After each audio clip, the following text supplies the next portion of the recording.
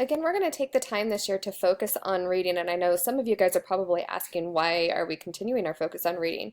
And I think it's important to be able to answer that question for all of us to understand our 2018-19 school-wide goal. When we look at the state assessment information, really, and I want to give you guys just a minute to look through the data, but really what we're looking at is that our percentile growth for SAT reading shows that we're in a pretty good position. Our school is sitting at just about 54% growth for all students, and that holds true for minority and non-minority. But then when we see our free and reduced lunch students and our English language learners, that number drops significantly and puts us below where we should be performing to see growth for our students. So really what we start to ask ourselves is, are we still serving all students appropriately, and is a 54% median growth acceptable for reading for our students?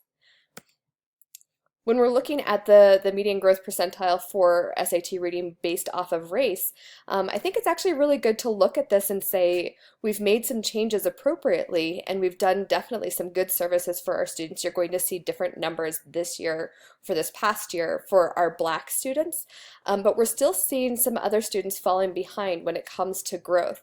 So we really did put a lot of effort into making changes for our Black students. But when we look at our Hispanic students, they're still not growing at the rate that they should be growing. And our white students and our students who are two or more races are still not quite at that level that we'd want to see for all students. So the question then really becomes, how do we make the same growth for our Hispanic, white, and multi-race individuals that we do for our Asian and Black students? There's definitely something there that we have to look at and kind of start to figure out within our own PLCs to kind of question, what is it that we're doing differently that we've been able to see the growth in those two racial groups where we haven't in the others. I just want you to take a look at this right now and get this number locked in your head. 450 to 550 is the score needed on the SAT reading writing to get into Metro State University. And I selected Metro State University because that seems to be kind of the norm or the go-to for a lot of our students right now who are not sure if they want to attend a four-year school. Metro is where we see a lot of students going because they're able to still live at home and avoid the cost of on-campus living while still getting a quality education. So again, 450 to 550 is the mean score needed to get on the SAT reading writing for Metro.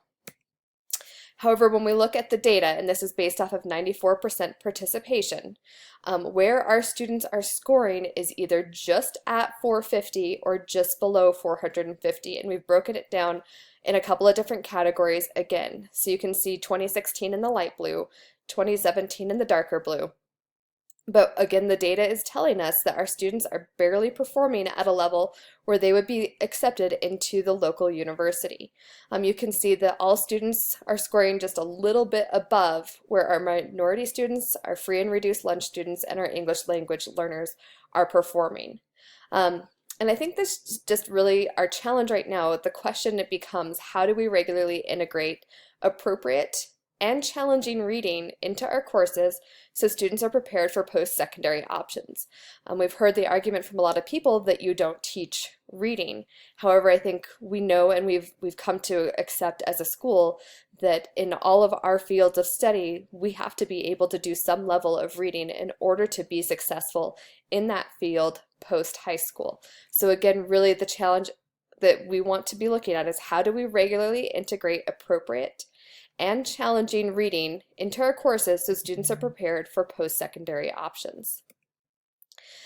Just another point of reference for everybody as we continue to think about our reading goal for the next school year. This is the CMAS reading scores.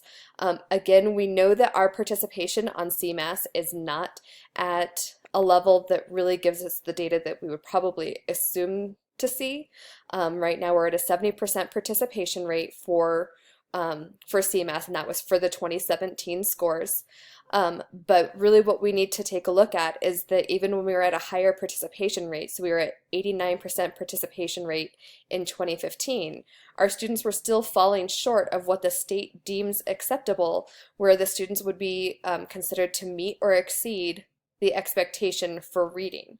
And again, this is something that the state is going to be using as a graduation requirement, or one of the options for a graduation requirement.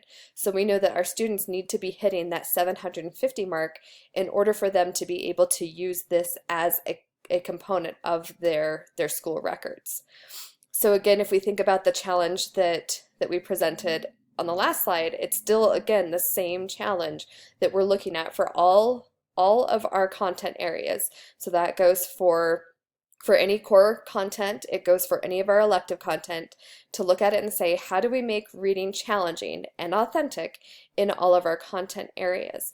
And again, remember that target that we're looking at, 750 on the CMAS, and then again, the 450 mark that we're using for Metro State for SAT performance. So really start to be thinking within your PLCs as part of the work that you're doing, how are you integrating reading into your content area to help our students perform at a level that the state and the nation would deem acceptable?